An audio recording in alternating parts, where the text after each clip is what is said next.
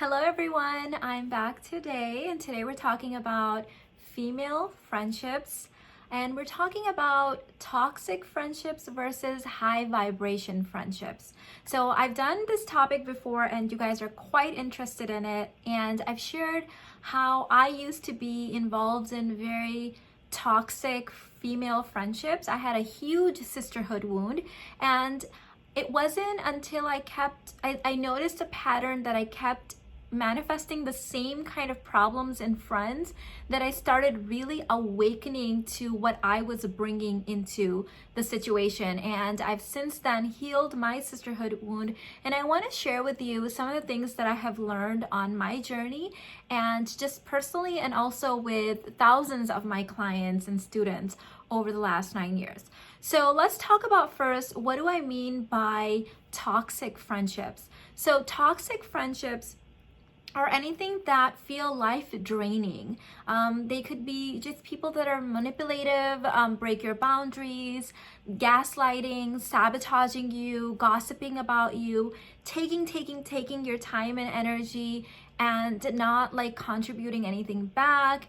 Any of those could be toxic, all the way to really severe things. I've had people really go out of their way to sabotage my life. This is way back in my early 20s. So I've seen some really crazy extremes of this too, but it can just, in the easiest way to describe it is, to me, high vibration friendships mean life-giving. Meaning when I'm in your presence, when I'm talking to you, we both feel uplifted. We both feel like we got something, just like life force energy out of that relating, out of that moment, and out of the friendship. Doesn't mean that neither one of you aren't going to have those moments where you're triggered or are in a downward moment and you need extra support, but it's typically more balanced when it's a high vibration friendship. So how do you get to having high vibration friendships? Personally, what I have learned is that my friends, and this is true of romantic relationships as well, have always just mirrored back what I needed to heal within me. So when I blamed people for breaking my boundaries, what it really meant was that I didn't really have any boundaries, or I didn't know how to honor my boundaries. And so these people that were manifested in my life simply were there to awaken boundaries and that like queen consciousness in me. And it had nothing to do with them particularly. I didn't need to change them. I didn't even need to ditch a lot of those friends. I just needed to learn how to do this. In fact, one of the things that I've learned is that I have been through those moments in my 20s where I would stop being friends with people after years of abuse or toxic relating, and then someone else in my life would start behaving in the exact same way. That's when it happened multiple times, that's when I really realized that it wasn't them, it was me. Something in me kept manifesting that because it needed to be healed within me. And that was a huge relief to me, because I can't change other people, but I can always work on myself and really heal that sisterhood wound. So why do we have a sisterhood wound? A lot of it is the collective energy of being betrayed by women as a collective whole. So back in the days of like the witch hunts, it was women that ratted other women out for being witches or just being in their femininity, which was considered magical or off.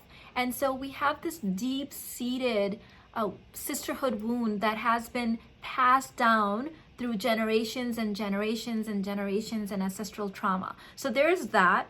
Then our relationship with our earliest female role models, our mother, our sisters, classmates, our friends, our aunts, our cousins, all of that also may have contributed, because it's like a downward spiral, right? We all have the collective sisterhood wound.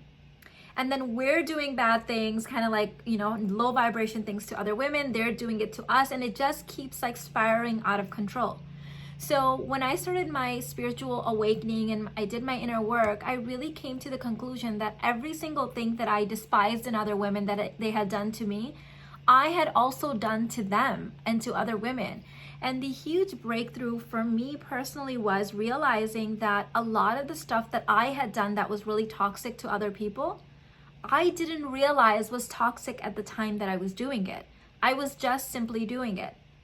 And this was a huge breakthrough because that made me realize that other people in my life that were being toxic towards me had no clue that their behavior was toxic. And so it became my decision in that moment where when people were showing up as toxic in my life to make the decision, do I want to learn the lessons and keep this friend, or learn the lessons and get rid of this friend? Or do I want to call this friend out because I really value the friendship? So how do you call out a friend? You do it with like a lot of high emotional self-mastery, emotional intelligence, and you do it with an open heart, and you do it without blaming or shaming the other person. And then you let them own whatever reaction that they're going to have.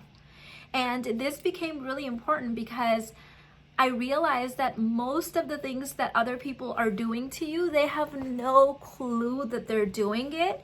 And it's like it's part of their own kind of sisterhood sabotage.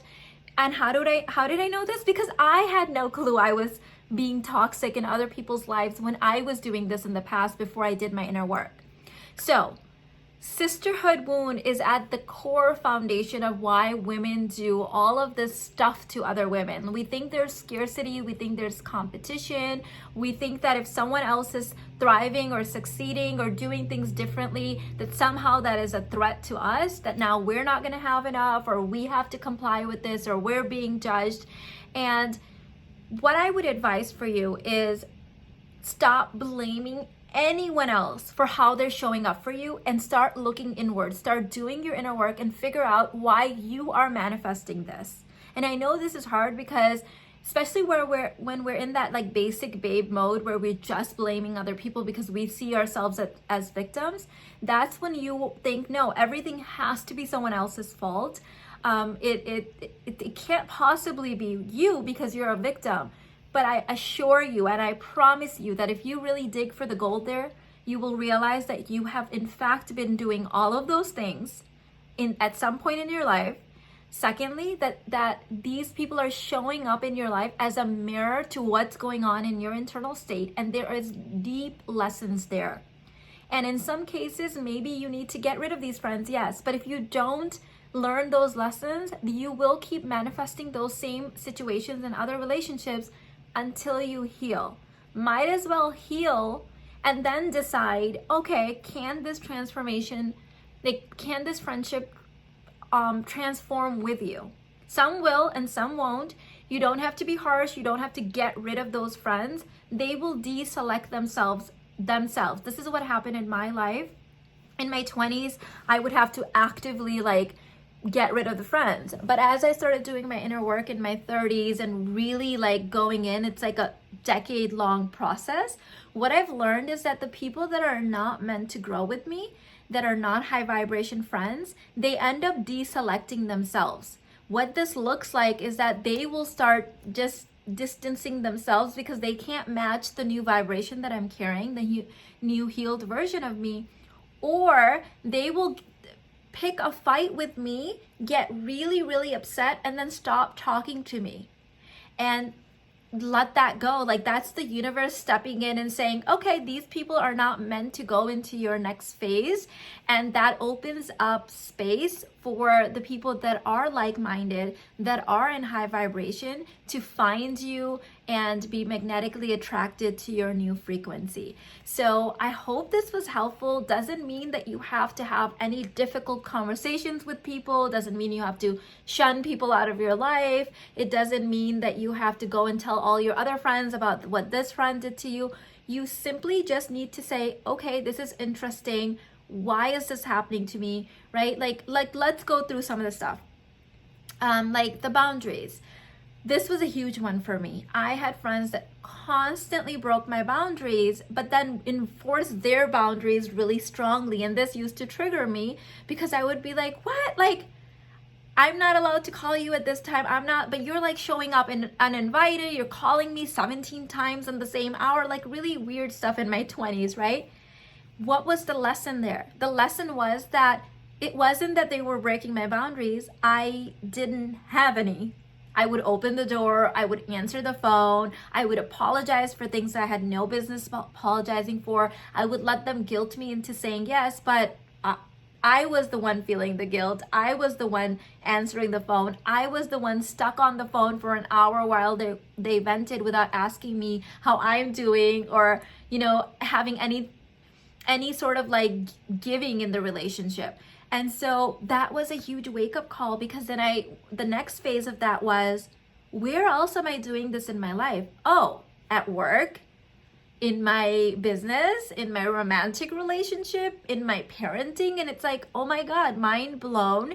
This is a life lesson that I needed to learn. And that friend was placed in my life to help me awaken to this thing that I needed to heal.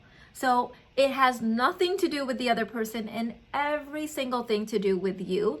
So start your path to healing, and I promise you that as you raise your own vibration, you will start manifesting friends that are of higher vibration, because they will be a match for you. Because think of it this way, when you are in that trauma, when you're still healing, you have no place for high vibration friends in your life.